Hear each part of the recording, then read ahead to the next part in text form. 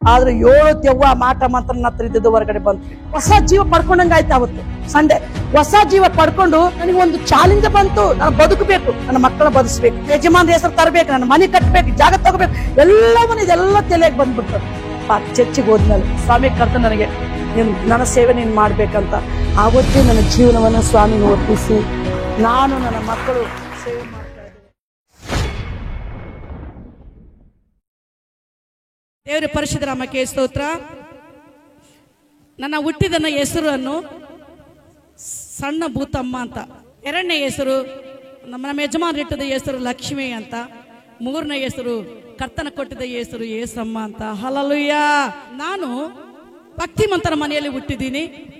ನಮ್ಮ ತವರು ಮನೆಯವರು ಬಹಳ ಭಕ್ತಿಮಂತರು. ಅದೇ ಭಕ್ತಿಯನ್ನು ನಮ್ಮ ತಂದೆ ತಾಯಿ ನನಗೆ ಏನು ಕಲಿಸಿದಾರಂದ್ರೆ ಅದೇ ಭಕ್ತಿಯನ್ನು ನನಗೆ ಅದೇ ರೀತಿಯಾಗಿ ಆ ಭಕ್ತಿಯನ್ನು ನಾನು ಹಿಂಬಾಲಿಸ್ತಾ ಇತ್ತು. ಒಂದು ಕಡೆಗೆ ದೇವರ ಪೂಜೆ ಸಾಯಂಕಾಲ 6 ಗಂಟೆ ಆದ್ರೆ ಇನ್ನೊಂದು ಕಡೆ ನಮ್ಮ ಯಜಮಾನರನ್ನು ಕೂಡಿಸ್ತಾ ಇದೆ. ನಮ್ಮ ಯಜಮಾನರನ್ನು ಕೂಡಿಸಿ ಅವ್ರಿಗೆ ಏನ್ ಮಾಡ್ತಾ ಇದ್ದೆ ಅಂತ ನಾನು ನೋಡುವಾಗ ಅವರ ಪಾದಕ್ಕೆ ವಿಭೂತಿ ಹಚ್ಚಿ, ಅವರ ಪಾದಕ್ಕೆ ಕುಂಕುಮವನ್ನು ಹಚ್ಚಿ, ಆದ್ರೂ ನನ್ನ ಎರಡು ಮಂಗಳ ಸೂತ್ರಗೆ ನನ್ನ ಕುಂಕುಮವನ್ನು ಹಚ್ಚಿಕೊಂಡು ಅವ್ರ ಪಾದಗಳು ಸಣ್ಣ ಮಾಡಿ, ಆದ್ರೂ ನನ್ನ ಮಂಗಳ ಸೂಕ್ತವನ್ನು ಸಣ್ಣ ಮಾಡಿ ನಾನೇನ್ ಮಾಡ್ತಾ ಇದ್ದೆ ಅಂದ್ರೆ ಆವಾಗ ಉಪವಾಸ ಬಿಡ್ತಾ ಇದ್ದೆ. ಇದೇ ರೀತಿಯಾಗಿ ಭಕ್ತಿ ಕೊನೆಸ್ತಾಗ್ತಾ ಇತ್ತು. ನನಗೆ 7 ಜನರು ಮಕ್ಕಳಿದ್ದಾರೆ. ಆ 7 ಜನರು ಮಕ್ಕಳನ್ನು ಇರುವಾಗ ಇದೇ ರೀತಿಯಾಗಿ ಕೊನೆಸ್ತಾಗ್ತಾ ಇತ್ತು ನನ್ನ ಭಕ್ತಿಯನ್ನು. ಒಂದು ಸಂದರ್ಭದಲ್ಲಿ, ಒಂದು ಸಮಯದಲ್ಲಿ ಲಗ್ನ ಸಂದರ್ಭವನ್ನು ಬರುವಾಗ ಆ ಲಗ್ನದಲ್ಲಿ, ನಮ್ಮ ಅಕ್ಕನ ಮಗಳ ಲಗ್ನದಲ್ಲಿ ಒಬ್ಬ ಮಂತ್ರವ್ಯಾಧಿನನ್ನು ನಮ್ಮ ಯಜಮಾನರು ಎದುರು ಹಾಕೊಂಡ್ರು.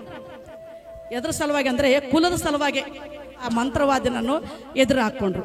ಅಲ್ಲಿಂದಲೂ ಸುಮಾರು ಅಂದ್ರೆ ಒಂದು 10-15 ವರ್ಷ ತನ ಮಾಟ ಮಂತ್ರ ಸಣ್ಣ ಚಾಲು ಆಗ್ತಾ ಇತ್ತು. ನಮ್ಮ ಮನೆಯಲ್ಲಿ ಮಾಟ ಮಂತ್ರ ಚಾಲು. ಮನೆಯಲ್ಲಿ ಸಮಾಧಾನ ಇಲ್ಲ. ನಾವು ಎಷ್ಟು ದುಡಿದ್ರು ಕೂಡ ಆದ್ರೆ ನಮ್ಮ ಕೈಗೆ ಆ ಹಣವನ್ನು ಇರ್ತಾ ಇಲ್ಲ. ಇವಾಗ ಹಾಡುಗಳು ಹಾಡ್ತಾ ಇದ್ರಲ್ಲ, ಆ ಒಂದು ಕೂಸು ನನ್ನ ಹೊಟ್ಟೆಲಿ ಇತ್ತು, ಆ ಒಂದು ಮಗು ನನ್ನ ಹೊಟ್ಟೆಲಿತ್ತು. ಅಲ್ಲಿಗೆ 6 ತಿಂಗಳು ನಾನು ಗರ್ಭಿಣಿ ಇದ್ದೆ. 6 ತಿಂಗಳ ಗರ್ಭಿಣಿಯನ್ನು ಇರುವಾಗ ಆದ್ರೂ ಆ ಮಂತ್ರವ್ಯಾಧಿ ಬಂದ್ರು. ಮಂತ್ರವ್ಯಾಧಿ ನಮ್ಮ ಯಜಮಾನ್ರ ಹತ್ರ ಬಂದ್ರು. ನಮ್ಮ ಯಜಮಾನ ಹತ್ರ ಬಂದು ಆತನ ಏನ್ ಹೇಳಿದ್ರಂದ್ರೆ, ಈ ಸಂದರ್ಭದಲ್ಲಿ ಹೆಂಡತಿ ಉಳಿಯಂಗಿಲ್ಲ, ನಿನ್ನ ಹೆಂಡತಿಯನ್ನು ಆಕಿ ಅವ್ರು ಮಾತ್ರ ಸತ್ತು ಹೋಗ್ತಾರೆ ಅಂತ ಹೇಳಿದ್ರು. ಹೇಳುವಾಗ ಅವರು ನಮ್ಮ ಯಜಮಾನರು ಬಹಳ ಎದೆ ಹೊಡ್ಕೊಂಡ್ ಬಿಟ್ರು ಆ ಸಂದರ್ಭದಲ್ಲಿ. ಮತ್ತು ನಾನು ಹೆಂಡತಿ ಉಳಿಬೇಕಂದ್ರೆ ನಾನು ಏನ್ ಮಾಡ್ಬೇಕು ಅಂತ ಹೇಳುವಾಗ ಅವರು ಹೇಳಿದ್ರು, ನಾನು ಹೇಳಿದ ಮಾತು ನೀನು ಕೇಳಿದ್ರೆ ನಿನ್ನ ಹೆಂಡತಿ ಉಳಿತಾಳ, ಇಲ್ಲಾಂದ್ರೆ ಈ ಡೆಲಿವರಿ ಆಗೋ ಸಮಯದಲ್ಲಿ ಈ ಒಂದು ಬಾಣತನ ಆಗೋ ಸಮಯದಲ್ಲಿ ನಿನ್ನ ಹೆಂಡತಿ ಮಾತು ಉಳಿಯಂಗಿಲ್ಲ, ಸತ್ತು ಹೋಗ್ತಾವ ಅಂತ ಹೇಳಿದ್ರು.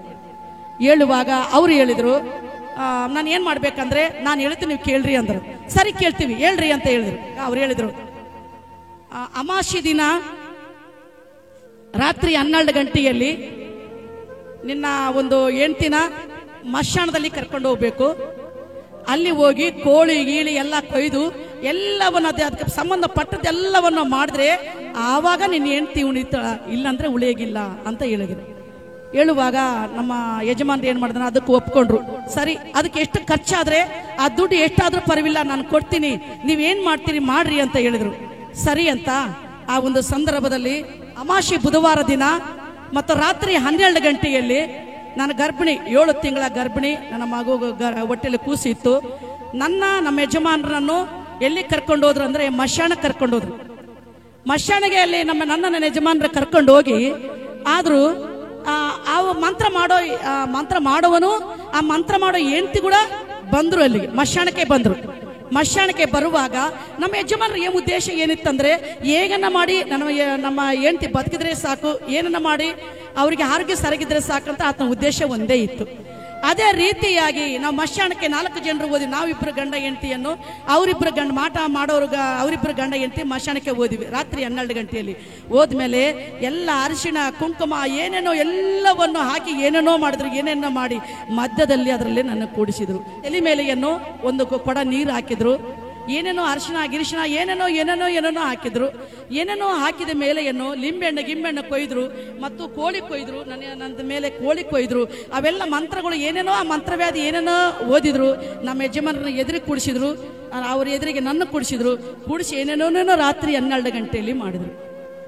ಮಾಡಿದ ಮೇಲೆ ಅದೆಲ್ಲ ಮುಗಿಸ್ಕೊಂಡು ನನಗೆ ನಮ್ಮ ಯಜಮಾನರಿಗೆ ಮನೆಗೆ ಕರ್ಕೊಂಡು ಬಂದರು. ಮನೆಗೆ ಕರ್ಕೊಂಡು ಬಂದ ಮೇಲೆ ನಮ್ಮ ಊರಿಗೆ ನಾವು ಗುಲ್ಬರ್ಗಕ್ಕೆ ಬಂದ್ಬಿಟ್ವಿ. ನಮ್ಮ ಊರಿಗೆ ನಾವು ಗುಲ್ಬರ್ಗ ಬಂದ ಮೇಲೆ ಆ ಮಾಟ ಮಾಡಿದ್ದ 3 ತಿಂಗಳಿಗೆ ನಮ್ಮ ಯಜಮಾನರು ಲೋಕ ಬಿಟ್ಟು ಹೋದ್ರು. ನಮ್ಮ ಯಜಮಾನರು ಎಂಥವ್ರಾಗಿದ್ದರಂದ್ರೆ ನಮ್ಮ ಕುಲದಲ್ಲಿ, ನಮ್ಮ ಬುಡಕ ಜಂಗಮ ಕುಲದಲ್ಲಿ ಅನ್ನೋ ಸ್ವಲ್ಪ ದೊಡ್ಡ ಸ್ಥಾನದಲ್ಲಿದ್ದರು ಅವರು. ಸ್ವಲ್ಪ ಯಾವ ನಾಯಿ ಆಗಲಿ, ಪಂಚಾಯತಿ ಆಗಲಿ, ಯಾವ ಪಂಕ್ಷನ್ ಇರ್ಲಿ ಕೂಡ ಇದ್ರು ಕೂಡ ಅವ್ರು ಹೋದ್ರೆ ಕಾಸ್ಟ್ಯೂಮ್ ಬಂದ್ರೆ ಇದು ಬೇಗ ಇರ್ತದೆ, ಇಲ್ಲಾಂದ್ರೆ ಇಲ್ಲ ಅಂತ ನಮ್ಮ ಕುಲದವರು ಎಲ್ಲರೂ ಜನರು ಕೊಡೋದಾಗ್ಲಿ ತಗೊಳೋದಾಗ್ಲಿ ಪ್ರತಿಯೊಂದು ವಿಷಯದಲ್ಲಿ ನಮ್ಮ ಯಜಮಾನರು ಸ್ವಲ್ಪ ಮೇಲ್ಗಡೆ ಇದ್ರು. ಆ ರೀತಿಯಾಗಿ ಅಂತ ಸ್ಥಾನದಲ್ಲಿ ಅವರು ಇದ್ದರು. ಅಂತ ಸ್ಥಾನದಲ್ಲಿ ಇರುವಾಗ ಆದರೂ ಆ ಒಂದು 3 ತಿಂಗಳ ಆದ್ಮೇಲೆ ಏನೋ ಏನಾಯ್ತು ಅಂತ ನೋಡುವಾಗ ನಮ್ಮ ಮಗಳು ಲಗ್ನ ಬಂತು. ಏನು ಬಂತು? ನಮ್ಮ ಮಗಳ ಲಗ್ನ ಬಂತು. ನನ್ನ ಮಗಳ ಲಗ್ನವನ್ನು ಬರುವಾಗ ಈ ಬೇಸ್ತಾರವನ್ನು ನನ್ನ ಮಗಳ ಲಗ್ನ ಮುಂದಿನ ಬೇಸ್ತಾರವನ್ನು ನಮ್ಮ ಯಜಮಾನರು ಸಮಾಧಿ ಏನಾಯ್ತು? ಸಮಾಧಿ ಆಯ್ತು. ಅಲ್ಲಿಗೆ ಎಷ್ಟು ತಿಂಗಳಾಯ್ತು? ನನಗೆ 9 ತಿಂಗಳ ಗರ್ಭವತಿ ಆದ ನಾನು. ಲಗ್ನದಲ್ಲಿ ನಮ್ಮ ಯಜಮಾನರು ನಮ್ಮ ಮಂದಿಯಲ್ಲಿ ಆಗಿನ ಕಾಲದಲ್ಲಿ, ಇವಾಗ ಯೇಸು ಸ್ವಾಮಿ ಶೀಕರ್ ಮಾಡ್ಕೊಂಡಿದ್ವಿ, ಪಾಪದಿಂದಲೂ ಶಾಪದಿಂದಲೂ ದೇವರು ನಮ್ಮನ್ನೆಲ್ಲರನ್ನ ಬಿಡಿಸಿ ದೇವರು ಏನ್ ಮಾಡಿದಾನೆ ಅಂದ್ರೆ ಒಂದು ಉನ್ನತ ಸ್ಥಾನದಲ್ಲಿ ತಂದಿದ್ದಾನೆ. ಆವಾಗ ನಮ್ಮ ಕುಲದಲ್ಲಿ ಬಹಳ ಕುಡಿತಾ ಇದ್ರು ಲಗ್ನದಲ್ಲಿ. ಅದೇ ರೀತಿಯಾಗಿ ನಮ್ಮ ಯಜಮಾನರು ಆ ಸಂದರ್ಭದಲ್ಲಿ ಏನೋ ಬಾಳವನ್ನು ಫುಲ್ಲು ಕುಡಿದ ವಿಷಯದಲ್ಲಿ ಆತನ ದವ ತಗೊಂಡು ಬಹಳ ಹೆಚ್ಚು ಕಮ್ಮಿ ಆಯ್ತು. ಆ ಒಂದು ಹೆಚ್ಚು ಕಮ್ಮಿ ಆದ ತಕ್ಷಣನೇ ನಾವೇನ್ ಮಾಡಿದೀವಿ ಅಂದ್ರೆ ದವಾಖಾನೆಗೆ ಆತನ ಕರ್ಕೊಂಡು ಹೋದ್ವಿ. ಮನೆಯಿಂದ ಆತನ ಸ್ವಲ್ಪ ಹುಷಾರವಾಗಿದ್ದ. ದವಾಖಾನೆ ಕರ್ಕೊಂಡು ಹೋಗುವಾಗ ಆದ್ರೂ ನಮ್ಮ ಪಾಟ್ರು ಎಷ್ಟು ಜನ ಇದ್ದ, 11 ವರ್ಷ ಹಬ್ಬ ಬಂದ್ರೆ 12 ವರ್ಷ ನಮ್ಮ ನಾನಿ ಇದ್ದ ನೋಡು, ಅಷ್ಟನೇ ಇದ್ದನು ನಮ್ಮ ಪಾಟ್ರು. ಮಗನಿಗೆ ಕರೆದನು, ದೊಡ್ಡ ಮಗನಿಗೆ ಕರೆದನು. ಏನಂತ ಕರೆದನು ಅಂದ್ರೆ ಒಂದು ಮಾತು ಆತನ ಹೇಳಿದನು. ಏನ್ ಹೇಳಿದನಂದ್ರೆ, ಮಂಜು ನೋಡು, ನಾನು ಸತ್ತು ಹೋಗ್ತೀನಿ, ನಿಮ್ಮ ತಾಯಿನನ್ನು ಸರಿಯಾಗಿ ನೀವು ನೋಡ್ಕೋಬೇಕು.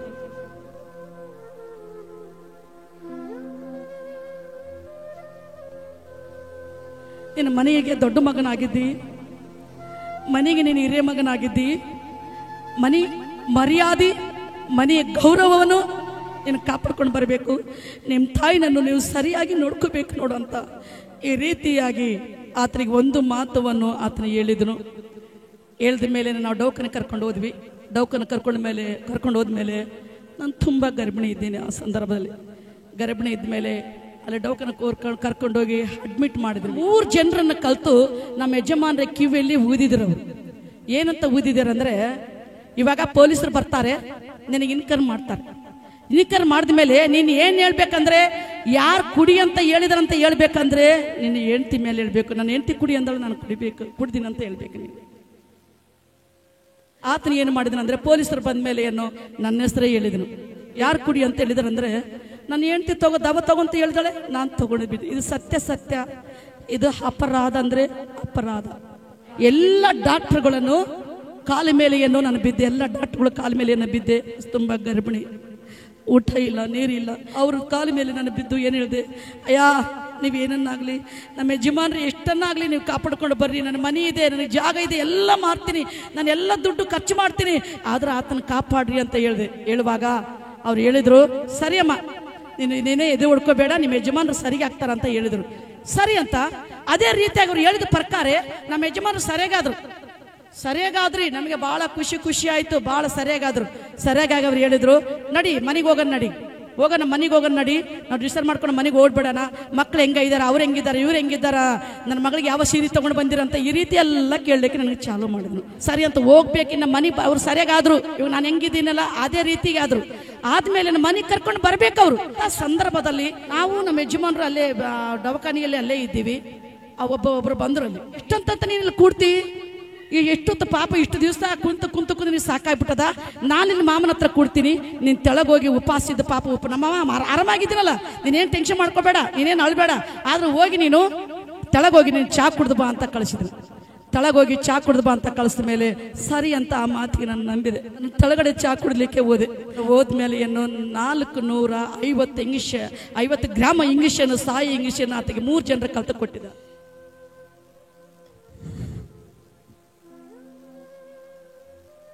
ಇಂಗ್ಲಿಷ್ನ ಅವ್ರಿಗೆ ಕೊಟ್ಟಿದ ಮೇಲೆ ಏನು ಆದರೂ ನಾನು ಚಾ ಕುಡಿದು ಬಂದಮೇಲೆ ಆತನ ರೀತಿನೇ ಬದಲಾವಣೆ ಆಗಿಬಿಡ್ತು. ಆತನ ಮಾತೇ ಬದಲಾವಣೆ ಆಗಿಬಿಡ್ತು. ಬದಲಾವಣೆ ಆಗ್ತಾ ಆತನ ಏನು ಮಾಡಿದ ಅಂತ ನೋಡುವಾಗ ನನಗೆ ಕೇಳಿದನು, ಆತ ಮಾತಾಡಿದಿಲ್ಲ. ಆಯ್ತು ಮಾತು, ಎರಡೇ ಮಾತು, ನೀನು ಚಹಾ ಕುಡ್ದು ಬಂದಿಯಲ್ಲ ಅಂತ ಹೇಳಿದ್ರು. ಆಯ್ತು, ನಾನು ಚಹಾ ಕುಡ್ದು ಬಂದಿನಿ ಅಂತ ಹೇಳಿದೆ. ಹೇಳುವಾಗ ನಿನ್ನ ಕೈ ಕೊಡು ಅಂತ ಹೇಳಿದ್ರು. ಕೈ ಕೊಡುವ ಅಂತ ಕೇಳುವಾಗ ನನ್ನ ಕೈ ಕೊಟ್ಟೆ. ಇದೇ ಕೈ ಕೊಡುವಾಗ ಆತನ ತೆರೆಗುಂಬ ತೆಳಗೆ ಹಿಂಗೆ ಇಟ್ಕೊಂಡನು. ಆತನು ಎಲ್ಲವನ್ನು, ಆತನ ಹೊಟ್ಟೆಯಲ್ಲಿ ಏನಿದೆಯಲ್ಲ ಎಲ್ಲವನ್ನು ನನಗೆ ಹೇಳಿದನು. ಹೇಳಿದ ಮೇಲೆ ಇನ್ನು ಭಾಳ ಹೆಚ್ಚಾಯ್ತು ಆತನಿಗೆ. ಅದು ಸಾಯಿ ಇಂಗ್ಲೀಷನ್ನು ಕೊಟ್ಟ ಮೇಲೆ ಏನು ಹೆಚ್ಚು ಕಮ್ಮಿ ಭಾಳ ಹೆಚ್ಚು ಕಮ್ಮಿ ಆಯಿತು. ಹೆಚ್ಚು ಕಮ್ಮಿ ಹೋದ್ಮೇಲೆ ಆ ದವಾಖಾನೆಯಲ್ಲಿ ನಮ್ಮ ಕೈಲಾಗಿಲ್ಲ. ಇನ್ನೊಂದು ದವಾಖಾನೆ ತೊಗೊಂಡು ಇನ್ನೊಂದು ದವಾಖಾನೆ ತೊಗೊಂಡು ಹೋದ್ಮೇಲೆ ಅಲ್ಲಿ ಏನು ಆತನ ಪ್ರಾಣವನ್ನು ಬಿಟ್ಟನು.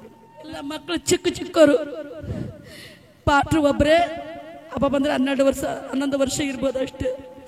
ಎಲ್ಲರೂ ಇವಾಗ ಎಲ್ಲ ಭಾಷೆ ಮಕ್ಕಳು ಇದು ಮಾಡ್ದಿಲ್ಲ. ಆ ಕೂಸು ಎಷ್ಟಿತ್ತಂದರೆ 3 ವರ್ಷ ಕೂಸಿತ್ತು. ಪೀಟ್ರು ಹೊಟ್ಟೆಲಿದ್ರು.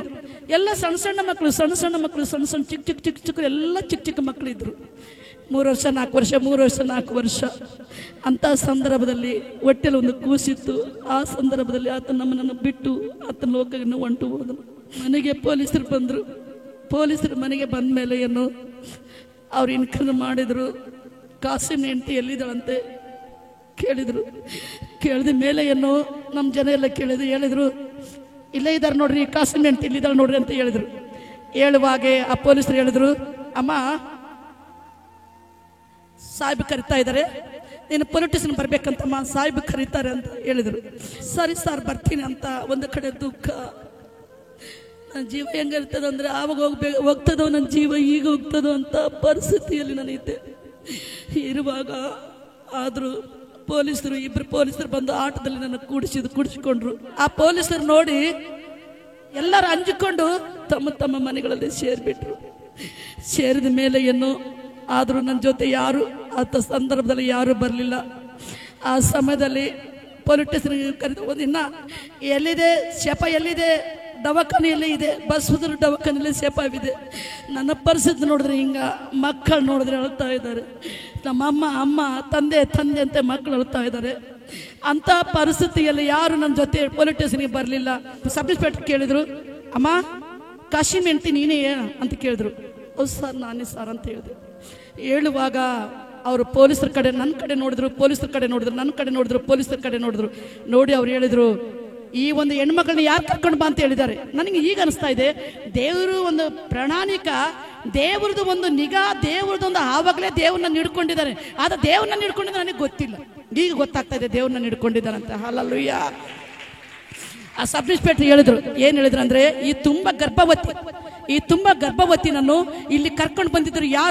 ಯಾಕೆ ನೀವು ಕರ್ಕೊಂಡು ಬಂದಿದ್ರಿ ಅಂತ ನನ್ನ ಕರ್ಕೊಂಡು ಹೋದ್ರು. ಪೊಲೀಸರಿಗೆ ಬೈದ್ಬಿಟ್ರು, ಅಮ್ಮ ನೀನು ಅಂಜಬೇಡ, ನೀನು ಹೆದರ್ಬೇಡ, ಏನಾಗ್ತಾ ಇಲ್ಲಮ್ಮ, ಹಾಗೂ ನಿನ್ನ ಮನೆಗೆ ಹೋಗಿ ರೆಸ್ಟ್ ಮಾಡಮ್ಮ ಅಂತ ಅದೇ ಸಬ್ ಇನ್ಸ್ಪೆಕ್ಟ್ರು ಆಟ ಮಾಡಿ ನನಗೆ ಮನೆಗೆ ಕೊಟ್ಟು ಕಳಿಸಿದ್ರು.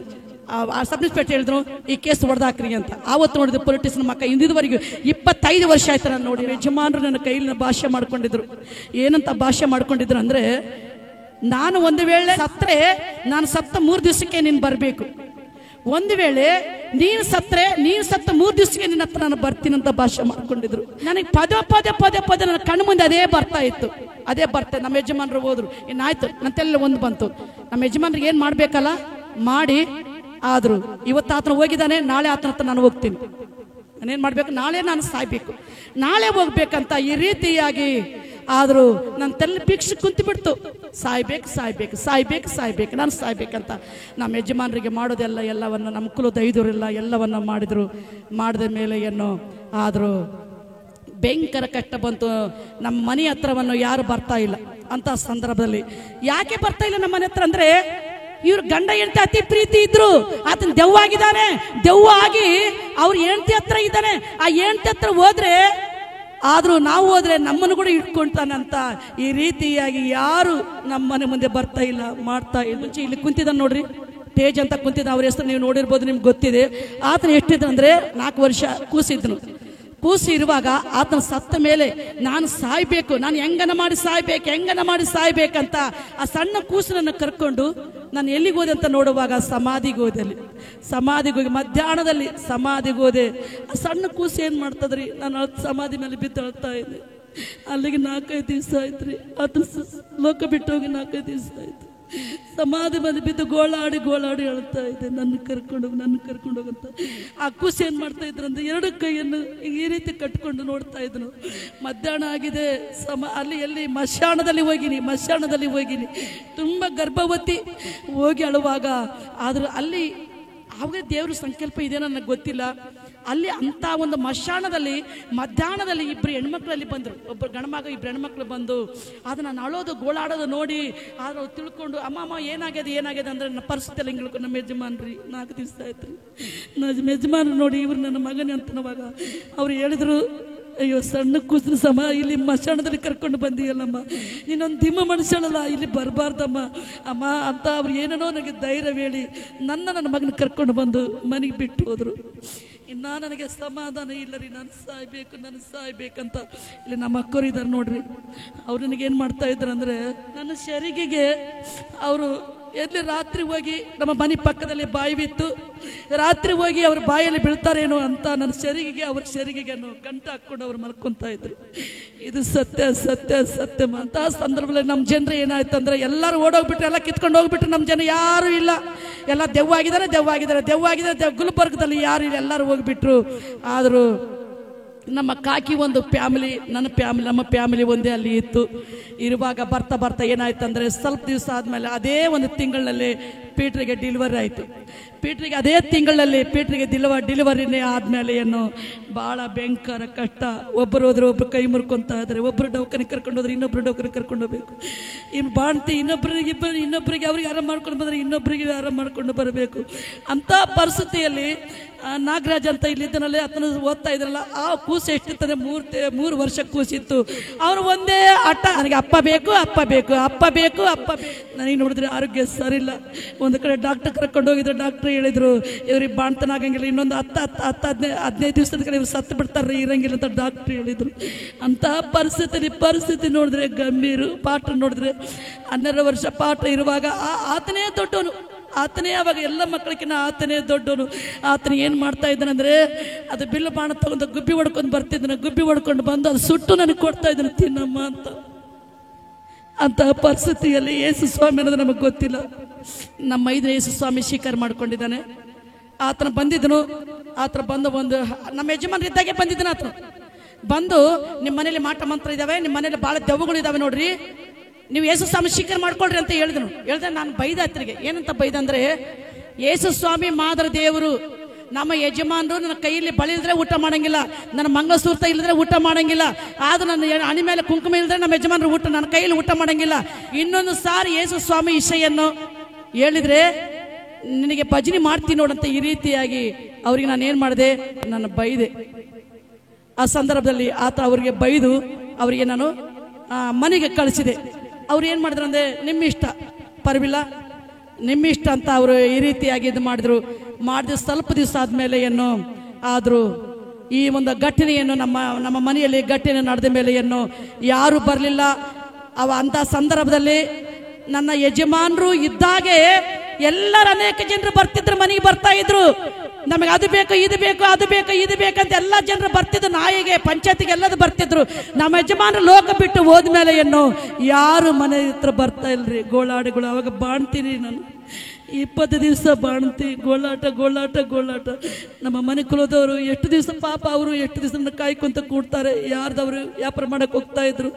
ಗೋಳಾಟ ಅಲ್ಲಿ ಸಾಯ್ಬೇಕು, ಇಲ್ಲಿ ಸಾಯ್ಬೇಕಂತ ನಾನು ಊರ್ಲ್ ಹಾಕೊಂಡು ಹೋದೆ ಸಾಯ್ಬೇಕಂತ, ಅದು ಸಾಯೋದಾಗ್ಲಿಲ್ಲ.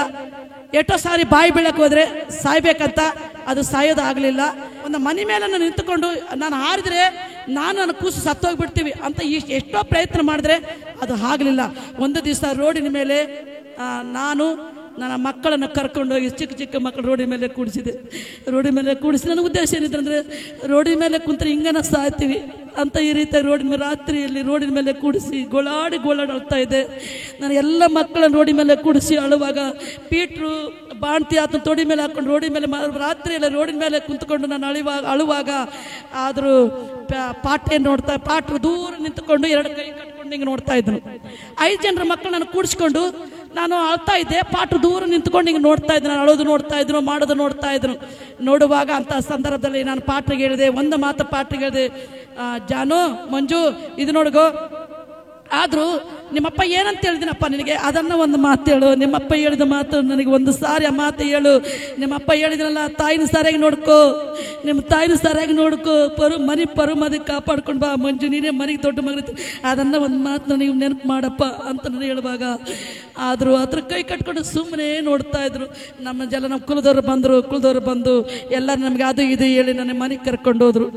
ಮನೆಗೆ ಕರ್ಕೊಂಡು ಹೋದ್ಮೇಲೆ ಆದರೂ ಇನ್ನು ನನಗೆ ಸಾಯ್ಬೇಕಂತ ತಲೆಯಲ್ಲಿ ಇರುವಾಗ ಒಂದು ದಿವಸ ಏನಾಯ್ತು ಅಂತ ನೋಡುವಾಗ ನಮ್ಮ ಸತ್ಯನಾರಾಯಣ ಅಂತ ನಮ್ಮ ತಮ್ಮ ಇದ್ದಾನೆ, ಆತನ ಕರೆದು ತಮ್ಮ, ನಾನು ನಿನ್ನ ಒಂದು ಹೆಸರ ಮೇಲೆ 50,000 ರೂಪಾಯಿ ಬ್ಯಾಂಕಿನಲ್ಲಿ ಇಡ್ತೀನಿ, ಆದರೂ ನನ್ನ ಮಕ್ಕಳನ್ನ 10 ವರ್ಷದ ತಾನ ನೀನು ಸಾಕಂತ ಹೇಳಿದೆ.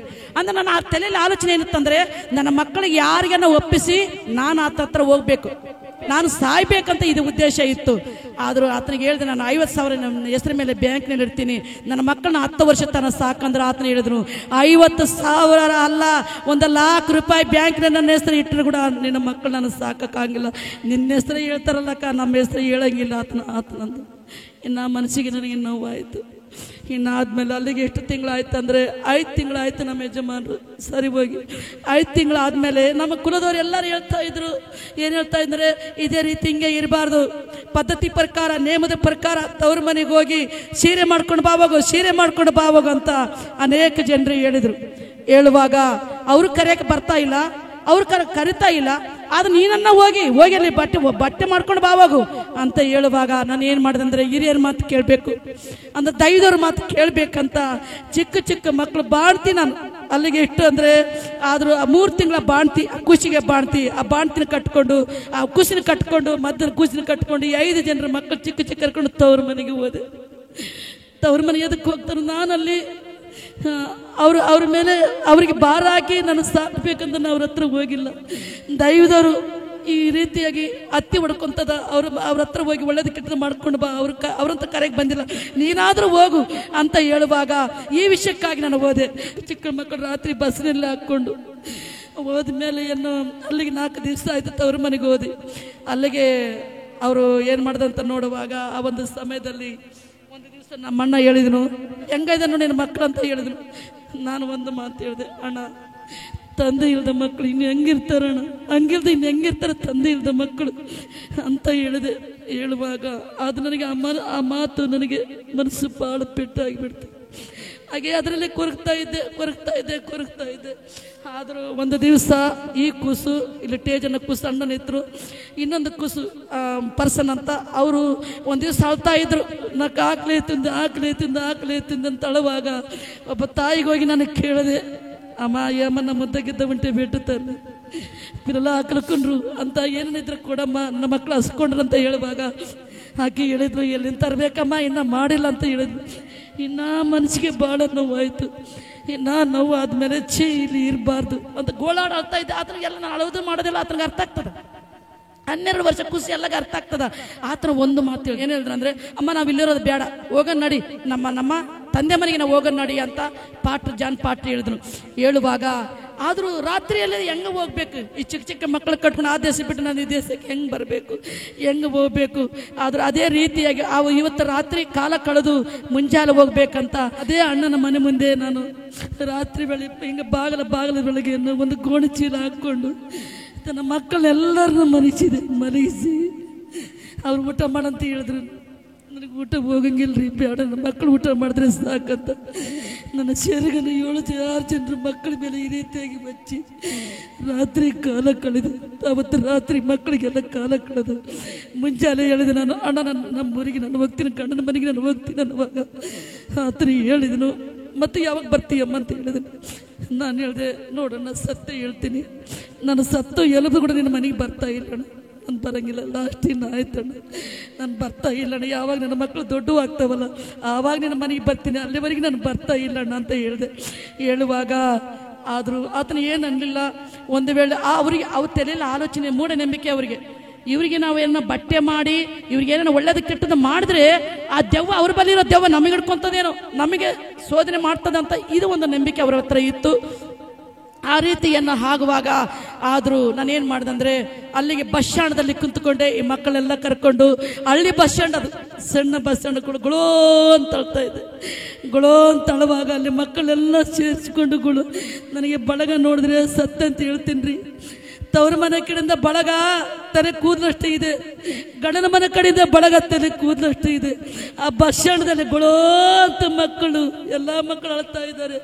ಗುಳೋ ಅಂತ ಅಳುವಾಗ ಅವಾಗ ಅಂಥ ಸಂದರ್ಭದಲ್ಲಿ ನಮ್ಮ ಅಕ್ಕ ಇವರು ಇಲ್ಲಿಲ್ಲ, ನಮ್ಮ ದೇಶ ಕಡೆ ಇದ್ದಾಳೆ ದೊಡ್ಡಕ್ಕ, ಅವ್ರು ಬಂದು ನನ್ನ ಕರ್ಕೊಂಡು ಹೋಗಿ ಆದ್ರೆ ಒಳ್ಳೇದು ಕೆಟ್ಟದ್ದು ನನಗೇನು ಮಾಡಬೇಕಲ್ಲ ಬಟ್ಟೆ ಬರೆ ಏನು ಪದ್ಧತಿ ಪ್ರಕಾರ ಮಾಡೋಕ್ಕೆಲ್ಲ ಮಾಡಿ ನನ್ನ ಗುಲ್ಬರ್ಗಕ್ಕೆ ಕಳಿಸಿದಳು. ಮತ್ತು ನನ್ನ ಮಗಳ ಗಂಡಿಗೆ ಕರೆಸಿದೆ. ನಾನು ಏನಂತ ಕಳಿಸಿದೆ, ತಮ್ಮ ನೀನು ಬಾ, ನಿನ್ನ ಹೆಸರ ಮೇಲೆ 50,000 ರೂಪಾಯಿ ನಾನು ಬ್ಯಾಂಕ್ನಲ್ಲಿ ಇಡ್ತೀನಿ, ಆದರೂ 10 ವರ್ಷ ಆಗುತ್ತಾ ನನ್ನ ಮಕ್ಕಳನ್ನ ಸಾಕಪ್ಪ, ನಿನಗೆ ಪುಣ್ಯ ಬರ್ತದಂತ ಹೇಳುವಾಗ ಅವ್ರು ಹೇಳಿದ್ರು, ಅಕ್ಕ ನಿನ್ನ ಮಕ್ಕಳು ಸಾಕೋದು ದೊಡ್ಡದಲ್ಲ, ಸಾಕ್ತೀವಿ ಪರವಿಲ್ಲಕ್ಕ, ಆದರೂ ಇವತ್ತು ಸಾಕ್ತೀವಿ, ನಾಳೆ ಬಂದು ನಿಮ್ಮ ಭಾವನವ್ರು ಬಂದು ನಮ್ಮ ಮಕ್ಕಳಂತ ಕದ್ದುಕೊಂಡು ಹೋಗ್ತಾರಕ್ಕ ಅಂತ ಹೇಳಿದ್ರು. ಇನ್ನೂ ನನಗೆ ನೋವಾಯ್ತು, ಇನ್ನೂ ಬಾಧೆ ಆಯ್ತು.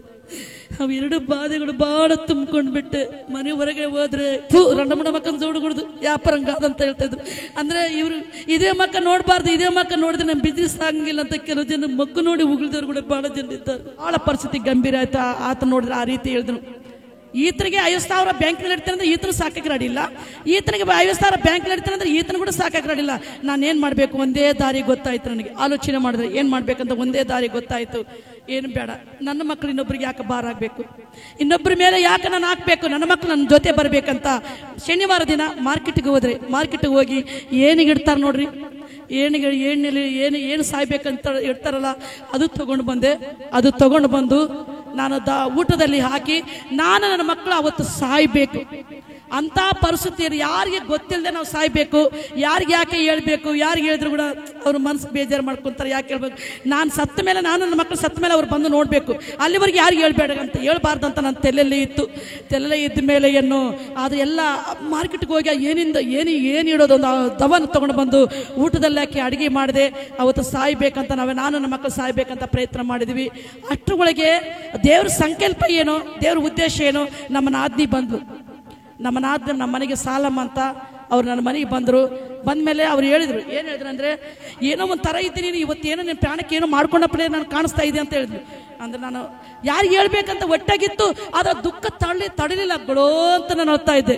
ಅಳುವಾಗ ಆಯ್ತು, ಇವಾಗ ಸತ್ತಿನ 10 ತಿಂಗಳಾಯ್ತು, ಇನ್ನೂ ನೀನು ಕಣ್ಣೀರು ಸುರಿಸು, ಇನ್ನೂ ಕಣ್ಣೀರು ಇದು ಆಗಂಗಿಲ್ಲ, ಇನ್ನೂ ನೀನು ಮರ್ತೋಗಕ್ಕೆ ಆಗಂಗಿಲ್ಲ ಅಂತ ಹೇಳಿದ್ರು. ನೋಡಿ ಚಿಗಮ್ಮ, ನಾನು ನನ್ನ ಮಕ್ಕಳು ದೂರ ಹೋಗ್ತೀವಿ ಅಂತ ಹೇಳಿದೆ. ಹೇಳುವಾಗ ಆಕೆ ಹೇಳಿದ್ಲು, ಯಾವ ದೇಶಕ್ಕೆ ಹೋಗ್ತೀಯಮ್ಮ, ಈ ದೇಶ ಬಿಟ್ಟು ಸಣ್ಣ ಸಣ್ಣ ಮಕ್ಕಳು ಕಟ್ಕೊಂಡು ಯಾವ ಊರಿಗೆ ಹೋಗ್ತೀಯಮ್ಮ ಅಂತ ಹೇಳಿದ್ರು. ನಾನು ಹೇಳಿದೆ, ಚೀಗಮ್ಮ ನಾವು ಮತ್ತೆ ಬರಲಾರ್ದ ಲೋಕಕ್ಕೆ ನಾವು ಹೊಂಟೋಗ್ತೀವಿ ಸಿಗಮ್ಮ, ಮತ್ತೆ ಲೋಕಕ್ಕೆ ನಾವು ಬರಂಗಿಲ್ಲ, ಅಂಥ ಲೋಕಕ್ಕೆ ನಾವು ಹೊಂಟೋಗ್ತೀವಿ ಸಿಗಮ್ಮ ಅಂತ ಹೇಳಿದೆ. ಹೇಳುವಾಗ ಆಕೆ ಎದೆ ಹೊಡ್ಕೊಂಡು ಬಿಟ್ಲು. ಆವಾಗ ಆಕೆ ಗೊತ್ತಾಯ್ತು ವಿಷಯ. ಗೊತ್ತಾದ್ಮೇಲೆ ಎಲ್ಲರಿಗೂ ಹೋಗಿ ಹೇಳಿದ್ಲು, ಇವತ್ತು ಏನೋ ಜೀವಕ್ಕೆ ಮಾಡ್ಕೊತಾ ಇದ್ದಾರೆ, ಮಕ್ಕಳು ತಾನು ಸಾಯ್ತಾರೆ, ಮುದ್ದಿನಂಥ ಮಕ್ಕಳು ಇದ್ದಾರೆ, 6 ಮಂದಿ ಮಕ್ಕಳು ಇದ್ದಾರೆ. ಅವ್ರಿಗೆ ಎಷ್ಟು ನಾವು ಧೈರ್ಯ ಹೇಳಿದ್ರೆ ಕೇಳ್ತಾ ಇಲ್ಲ. ನೀವನ್ನ ಹೋಗಿ ಧೈರ್ಯ ಹೇಳ್ರಿ, ನೀವನ್ನ ಹೋಗಿ ಧೈರ್ಯ ಹೇಳ್ರಿ, ನೀವನ್ನ ಹೋಗಿ ಧೈರ್ಯ ಹೇಳ್ರಿ, ನೀವನ್ನ ಧೈರ್ಯ ಹೋಗಿ ಅಂತ ಹೇಳಿದ್ರೆ ಯಾರು ಬರಲಿಲ್ಲ. ಆದ್ರೆ ಲಾಸ್ಟಿಗೆ ನಮ್ಮ ತಮ್ಮ ಅಂತ ಒಬ್ಬರಿದ್ದಾರೆ, ಸತ್ಯನಾರಾಯಣ ಅಂತ, ಅವರು ಸತ್ಯನಾರಾಯಣಗೆ ಹೋಗಿ ಹೇಳಿದ್ರು, ಸತ್ಯನಾರಾಯಣ ನೋವನ ಬೈ ಶೆಪ್ಪು ನಾ ತಮ್ಮ ಆತನ ಮಗ ಆಗಬೇಕು. ಮಗನಿಗೆ ಹೇಳಿದ್ಲು, ನೀನನ್ನ ಹೋಗಿ ಹೇಳೋಗಪ್ಪ, ಧೈರ್ಯ ಹೋಗಿ. ನಾವು ಎಷ್ಟು ಹೇಳಿದ್ರು ಆತನ ಕೇಳ್ತಾ, ಅವ್ರು ಕೇಳ್ತಲ್ಲ. ಮಕ್ಕಳು ಮುದ್ದಿನಂಗೆ ಮಕ್ಕಳಿದ್ದಾರೆ, ಎಲ್ಲರೂ ಸತ್ತು ಹೋಗ್ತಾರಪ್ಪ, ಅವರು ಹೆಸರೇ ಇಲ್ದಂಗೆ ಆಗ್ತದಂತ ಹೇಳುವಾಗ ಅಳ್ಕೊಂತ ಕಳ್ಕೊಂತ ನಮ್ಮ ನಾದ್ನಿ ಹೋಗಿ ಹೇಳುವಾಗ ನಿಜವಾಗ್ಲೂ ಸತ್ಯ ಹೇಳ್ತೀನಿ, ಮನಪೂರ್ವಕವಾಗಿ ನಮ್ಮ ನಾದ್ನಿ ಋಣವನ್ನು ಎಷ್ಟು ತೀರಿಸಿದ್ರೆ ನಾನು ಆಗ್ತಾ ಇಲ್ಲ. ಇನ್ನೊಂದೇ ನನ್ನ ತಾಯಿಕಿನ ಹೆಚ್ಚು, ನನ್ನ ತಾಯಿ ಇಲ್ಲಿದ್ರು ಕೂಡ ತಾಯಿ ಅಂತ ನನ್ನ ಮಗ್ಗದಲ್ಲಿ ಇದ್ದು ಆಕೆ ತಾಯಿಕಿನ ಹೆಚ್ಚು ನನ್ನ ಎಷ್ಟು ಕಣ್ಣೀರು ಸುರಿಸಿನಂದ್ರೆ ನನ್ನ ಸರಿಗೆ ಆಕೆ ಕಣ್ಣೀರು ಸುರಿಸಿದ್ದಾಳೆ. ನನಗೆ ಎಷ್ಟೋ ಬಹಳ ಸಪೋರ್ಟ್ ಮಾಡಿದ್ದಾಳೆ. ನಿಜವಾಗಿ ಮನಪೂರ್ವಕವಾಗಿ ಸಾಲಮಗನ ವಂದನೆಗಳನ್ನು ಸಲ್ಲಿಸ್ತಾ ಇದ್ದೇನೆ. ಅದೇ ರೀತಿಯಾಗಿ ನಮ್ಮ ತಮ್ಮ ಮತ್ತು ನಮ್ಮ ನಾದ್ನಿ ಬಂದರು. ಬಂದಮೇಲೆ ನಮ್ಮ ತಮ್ಮ ಹೇಳಿದ್ರು, ಏನಂತ ಹೇಳಿದ್ರು ಅಂದರೆ, ಅಕ್ಕ ಏನು ಸಾಯ್ತಿ ಅಂದಿ ಅಂತ ಯಾಕೆ ಅಂತ ಹೇಳುವಾಗ, ಹೌದಪ್ಪ, ಇನ್ನೊಬ್ಬರ ಮೇಲೆ ಭಾರ ಯಾಕೆ ಆಗಬೇಕಪ್ಪ, ನಾನು ಎಲ್ಲಿರ್ತೀನೋ ಅಲ್ಲಿ ನನ್ನ ಮಕ್ಕಳು ಇರ್ತಾರೆ, ನಾನು ಅಲ್ಲಿಗೆ ಹೋಗ್ತೀನಿ, ಎಲ್ಲರೂ ಒಂದೇ ಸ್ಥಳ ಹತ್ರ ಇರ್ತೀವಪ್ಪ, ನನ್ನ ಮಕ್ಕಳು ನನ್ನ ಜೊತೆ ನಾನು ಕರ್ಕೊಂಡು ಹೋಗ್ತೀನಪ್ಪ ಅಂತ ಹೇಳುವಾಗ ಆತನ ಒಂದು ಮಾತು ಹೇಳಿದೆನು, ನೋಡಕ್ಕ 10 ನಿಮಿಷ ನಾನು ಟೈಮ್ ಕೊಟ್ಟರೆ ನಿನ್ನ ಜೊತೆ ನಾನು ಮಾತಾಡ್ತೀನಿ ಅಂತ ಹೇಳಿದ್ರು. ಸರಿಯಪ್ಪ ಹೇಳು ಅಂತ ಹೇಳುವಾಗ ಆತನ ಹೇಳಿದ್ರು, ನೋಡಕ್ಕ ನಮ್ಮ ಮಾಮಗೆ ಸತ್ತಿದ್ದಾನೆ, 1 ವರ್ಷ 2 ವರ್ಷ ನಾವು ನೆನಪು ಮಾಡ್ಕೋತೀವಿ, 3ನೇ ವರ್ಷಗಳ ಆತನ ಮರ್ತು ಹೋಗ್ಬಿಡ್ತೀವಿ. ಅಷ್ಟು ಮಾತ್ರವಲ್ಲ, ನೀನು ಸತ್ತರೆ ಕೂಡ ಅಷ್ಟೇ ನೋಡು, 1 ವರ್ಷ 2 ವರ್ಷ ನೆನಪು ಮಾಡ್ಕೊತೀವಿ, ಆದ್ರೆ ಮತ್ತೆ ಮರ್ತೋಗ್ಬಿಡ್ತೀವಿ. ಈಗ ನಿನ್ನ ತಾಯಿ ಇದ್ದಾಗೆ ನಿನ್ನ ಮಕ್ಕಳನ್ನು ನಮ್ಮ ಯಾರ ಮನೆ ಮುಂದೆ ನಾವು ಬರಗೊಡಿಸ್ತಾ ಇಲ್ಲ. ಒಂದು ವೇಳೆ ನೀನು ಹೋದ್ರೆ ನಿನ್ನ ಮಕ್ಕಳ ಗತಿ ಏನಾಗ್ತದೆ ಒಂದು ಸಾರಿ ಯೋಚನೆ ಮಾಡಕ್ಕ ಅಂದ್ರೆ ನಿನ್ನ ಮಕ್ಕಳು ನಾನು ಹೇಳಿದೆ ಇಲ್ಲಪ್ಪ ನನ್ನ ಮಕ್ಕಳು ಬಿಟ್ಟು ಹೋದ್ರೆ ಅಲ್ಲ, ನನ್ನ ಮಕ್ಕಳು ನನ್ನ ಜೊತೆ ನಾನು ಕರ್ಕೊಂಡು ಹೋಗ್ತೀನಿ ಅನ್ನುವಾಗ ಆತನ ಹೇಳಿದನು, ನೋಡಕ್ಕ ನನ್ನ ಮಾತು ಕೇಳು, ಒಂದು ಮಾತು ಕೇಳು, 10 ವರ್ಷ ಆದರೆ ನಿನ್ನ ಮಕ್ಕಳ ಕೈ ಬಂದರೆ ನಿನಗೆ ರಾಣಿ ಹಂಗೆ ನೋಡ್ಕೊಂತಾರಕ್ಕ.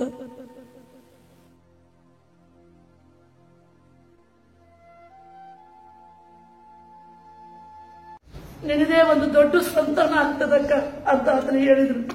ಹೇಳುವಾಗ ಆದರೂ ಅಲ್ಲಿ ಕೂಡ ನನಗೆ ಧೈರ್ಯವಾಗಲಿಲ್ಲ. ಆದರೂ ಒಂದು ಮಾತು ಆತನ ಹೇಳಿದ್ರು. ಆ ಮಾತು ನನಗೆ ಮನಸ್ಸಿಗೆ ಒಂದು ಬಂತು. ಏನಂತಂದ್ರೆ, ಸರಿ ಅಕ್ಕ, ನೀನು ನಿನ್ನ ಮಕ್ಕಳು ಸತ್ತೋಗ್ತೀರಿ, ಪರವಿಲ್ಲ, ಸತ್ತೋದ್ರೆ ಪರವಿಲ್ಲ, ಸತ್ತು ಸಾಳ್ತೀವಿ, ನಾವು ಸುಮ್ಮನೆ ಆಗ್ಬಿಡ್ತೀವಿ. ಆದರೂ 18 ವರ್ಷ ನಮ್ಮ ಮಾಮನ ಜೊತೆ ಇದ್ದು ನಮ್ಮ ಮಾಮನ ಲಗ್ನ ಮಾಡಿಕೊಂಡು, ಆದರೂ ನೀನು ನಿನ್ನ ಮಕ್ಕಳು ಸತ್ತೋದ್ರೆ ಆತನ ಹೆಸರೇ ಇಲ್ದಂಗೆ ಆಗ್ತದ, ಅದು ಸ್ವಲ್ಪ ಯೋಚನೆ ಮಾಡು ಅಂತ ಹೇಳಿದ್ರು. ಈ ಮಾತು ನನಗೆ ಸತ್ಯ ಹೇಳ್ತೀನಿ. ಈ ಮಾತು ನನ್ನ ಹೃದಯದಲ್ಲಿ ಏನಾಯ್ತಂದ್ರೆ ನಾಟಿದಂಗಾಗಿ ಏನಾಯ್ತಂದ್ರೆ, ಸರಿ ಅಂತ ಆ ಮಾತು ತಿಳ್ಕೊಂಡು ಅದು ದವ್ವ ಹಾಕಿದ್ದೆಲ್ಲವನ್ನ ತಗೊಂಡೋಗಿ ನಾನು ಏನ್ ಮಾಡಿದೆ, ಎಲ್ಲ ಚೆಲ್ಲಿ ಬಿಟ್ಟು, ಇನ್ನು ಕಟ್ಟದ ಮೇಲೆ ಕಷ್ಟ, ಪ್ರಾರಂಭಗಳು ಜಾಸ್ತಿ ಆದವು, ತಾಳಿಕಾಲಿನ ಹೆಚ್ಚಾಗ್ಬಿಟ್ಟು ಕಷ್ಟಗಳು. ಹೆಚ್ಚಾದ್ಮೇಲೆ ಏನಾಯ್ತಂತ ನೋಡುವಾಗ ಮತ್ತೆ ನಮ್ಮ ಮೈದನ ಬಂದ್ರು. ಎಲ್ಲಿಗೆ ಬಂದು ನಮ್ಮ ಇದನ್ನು ಮತ್ತೆ ನಮ್ಮ ಹತ್ರ ಬಂದು ಏನಂತ ಹೇಳಿದ್ರಂತ ನೋಡುವಾಗ, ವೈನಿ ಆವಾಗಂದ್ರೆ ಎಷ್ಟು ಸ್ವೀಕಾರ ಮಾಡ್ಕೊಂಡ್ರೆ, ಅವಾಗ ಎಷ್ಟು ಸ್ವೀಕಾರ ಮಾಡ್ಕೊಂಡಿದ್ರೆ ನಿಮ್ಮ ಯಜಮಾನರು ಸಾಯ್ತಾ ಇಲ್ಲ, ಬದುಕ್ತಾ ಇದ್ರು. ಇವಾಗನ್ನ ದೇವ್ರ ಎಷ್ಟು ಸ್ವೀಕಾರ ಮಾಡ್ಕೋ ಅಂತ ಹೇಳಿದ್ರು. ನಾನು ಹೇಳಿದೆ, ಯಾವ ದೇವ್ರ ತಗೊಂಡು ಏನ್ ಮಾಡ್ಬೇಕು, ಮನಾರ ಮಾಡಿದ ದೇವ್ರು ಯಾವ ದೇವ್ರ ತಗೊಂಡು ಏನ್ ಮಾಡ್ಬೇಕು ಅಂತ ನಾನು ಹೇಳಿದೆ. ಆತನ ಹೇಳಿದ್ರಂದ್ರೆ, ಎಲ್ಲಾ ದೇವ್ರುಗಳು ನೋಡಿದೆಯಲ್ಲ, ಯೇಸು ಸ್ವಾಮಿ ಶಕ್ತಿ ನೋಡು, ಆ ದೇವ್ರ ಶಕ್ತಿ ಒಂದು ಸಾರಿ ನೋಡು, ಯೇಸು ಸ್ವಾಮಿ ಶಕ್ತಿ ಎಷ್ಟಿದೆ ನೋಡು, ಒಂದು ಸಾರಿ ನೋಡು ಅಂತ ಹೇಳಿದ್ರು. ಚರ್ಚಿ ಬಾ ಅಂತ ಚರ್ಚಿ ಕರ್ಕೊಂಡೋದು. ನಮ್ಮ ಮೈದನ ಬಂದು ನನಗೇನ್ ಮಾಡಿದ ಅಂತ ನೋಡುವಾಗ ಚರ್ಚಿಗೆ ಕರ್ಕೊಂಡೋದು. ಚರ್ಚಿಗೆ ನಮ್ಮ ಮೈದನ ಕರ್ಕೊಂಡೋಗಿ, ಆದ್ರೂ ಅಲ್ಲಿ ಚರ್ಚಿಗೆ ಹೋಗಿದ್ದೊಂದ ನಾನು ಒಳಗಡೆ ಕೂಡ್ಲಿಕ್ಕೆ ಆಗ್ತಾ ಇಲ್ಲ. ನಮ್ಮ ಆತ್ಮಿಕ ತಂದೆ ತಾಯಿ ಸನ್ಮಾನ ಪಾಠ ಇದ್ದಾರೆ. ಆ ಚರ್ಚಿಗನ್ನ ಕರ್ಕೊಂಡು ಹೋದ್ಮೇಲೆ ಮುಗಿಯೋತನ ಕೂಡಿಸಿದ ಮೇಲೆ ನನ್ನ ತಲೆ ಮೇಲೆ ಕೈ ಇಟ್ಟು ನಮ್ಮ ತಾತ್ಮಿಕ ತಂದೆ ಸನ್ಮಾನ ಪಾತ್ರ ಮಾಡಿದ್ಮೇಲೆ ಆದ್ರೂ 7 ದೆವ್ವ ಮಾಟ ಮಂತ್ರ ನನ್ನ ಹತ್ರ ಇದ್ದದ್ದು ಹೊರಗಡೆ ಬಂತು. ಹಲ್ಲೆಲೂಯ. ಬಂದ ಮೇಲೆ ಏನಾಯ್ತಂದ್ರೆ, ನನಗೇನೋ ಒಂದು ಹೊಸ ಜೀವ ಪಡ್ಕೊಂಡಂಗಾಯ್ತು. ಅವತ್ತು ಸಂಡೆ ಹೊಸ ಜೀವ ಪಡ್ಕೊಂಡು ಏನಾಯ್ತಂದ್ರೆ, ನನಗೆ ಒಂದು ಚಾಲೆಂಜ್ ಬಂತು. ನಾನು ಬದುಕಬೇಕು, ನನ್ನ ಮಕ್ಕಳ ಬದುಕಬೇಕು, ನನ್ನ ಮಕ್ಕಳ ಬದುಕಬೇಕು, ನಮ್ಮ ಯಜಮಾನ್ರ ಹೆಸರು ತರಬೇಕು, ನನ್ನ ಮನೆ ಕಟ್ಟಬೇಕು, ಜಾಗ ತಗೋಬೇಕು, ಎಲ್ಲವನ್ನ ಇದೆಲ್ಲ ತಲೆಗೆ ಬಂದ್ಬಿಡ್ತದ. ನಮ್ಮ ಯಜಮಾನದೆಲ್ಲ ಹೋಗ್ಬಿಡ್ತು, ಆದ್ರೆ ಇದೆಲ್ಲ ತಲೆಗೆ ಬಂದ್ಬಿಡ್ತು. ಚರ್ಚಿಗೆ ಬಂದ್ಮೇಲೆ ಹಂಗೆ ಬರ್ತಾ ಚರ್ಚಿಗೆ ಹೋಗ್ತಾ ಇದ್ದೇವೆ. ಯೇಸು ಸ್ವಾಮಿನ ನಾವು ಸ್ವೀಕಾರ ಮಾಡ್ಕೊಂಡಿವಿ. ನಾನು ನನ್ನ ಮಕ್ಕಳು ಎಲ್ಲರೂ ಸ್ವೀಕಾರ ಮಾಡ್ಕೊಂಡಿವಿ. ನಾನು ಬಿಸಿನೆಸ್ ಮಾಡ್ತಾ ಇದ್ದೆ. ಸ್ವಾಮಿ ಕರೆದ ನನಗೆ, ನನ್ನ ಸೇವೆ ನೀನು ಮಾಡ್ಬೇಕಂತ. ಆವತ್ತೇ ನನ್ನ ಜೀವನವನ್ನು ಸ್ವಾಮಿನ ಒಪ್ಪಿಸಿ ನಾನು ನನ್ನ ಮಕ್ಕಳು ಸೇವೆ ಮಾಡ್ತಾ ಇದ್ದೇವೆ. 6 ಜನರು ಸೇವೆ ಮಾಡ್ಬೇಕಪ್ಪ, ನನ್ನ ಮೊಮ್ಮಕ್ಕಳು ಕೂಡ ಸೇವೆ ಮಾಡ್ಬೇಕಪ್ಪ, ನನ್ನ ಮಕ್ಕಳು ಕೂಡ ನೀನು ಸೇವೆ ಮಾಡ್ಬೇಕು ತಂದೆ, ನಿನ್ ಋಣ ನಾವು ತೀರ್ಸ್ಕೋಬೇಕಪ್ಪ ಅಂತ ಈ ರೀತಿಯಾಗಿ ನಾನು, ನನ್ನ ಫ್ಯಾಮಿಲಿ, ನನ್ನ ಮೊಮ್ಮಕ್ಕಳతో ಸಹ ಈ ದೇವ ಕರ್ತನಾದ ಯೇಸು ಸ್ವಾಮಿ ಈ ಸಮಯದಲ್ಲಿ ನಮ್ಮೆಲ್ಲರೂ ನಮ್ಮ ಫ್ಯಾಮಿಲಿ ಏನು ಸೇವೆಯನ್ನು ಉಪಯೋಗಿಸಿಕೊಂಡಿದ್ದಾನೆ. ಕರ್ತನಾದ ಯೇಸು ಸ್ವಾಮಿ ಸ್ವೀಕಾರ ಮಾಡ್ಕೊಂಡಿದ್ದಕ್ಕಾಗಿ ನಾನು ನನ್ನ ಮಕ್ಕಳನ್ನು ದೇವರು ಕಾಪಾಡ್ಕೊಂಡು ಬಂದಿದ್ದಾರೆ. ಅನೇಕ ಜನರು ಕುಲದವರು ಕೂಡ ನಮಗೆ ಸಪೋರ್ಟ್ ಮಾಡಿದ್ದಾರೆ, ಧೈರ್ಯ ಹೇಳಿದ್ದಾರೆ. ಅವರೆಲ್ಲರಿಗೂ ನಾನು ಮನಪೂರ್ವಕವಾಗಿ ವಂದನೆಗಳು ಸಲ್ಲಿಸ್ತಾ ಇದ್ದೇನೆ. ಈ ಸಾಕ್ಷಿ ಕೇಳಿದ ನಿಮ್ಮೆಲ್ಲರಿಗೂ ನಾನು ವಂದನೆಗಳು ಸಲ್ಲಿಸ್ತಾ ಇದ್ದೇನೆ.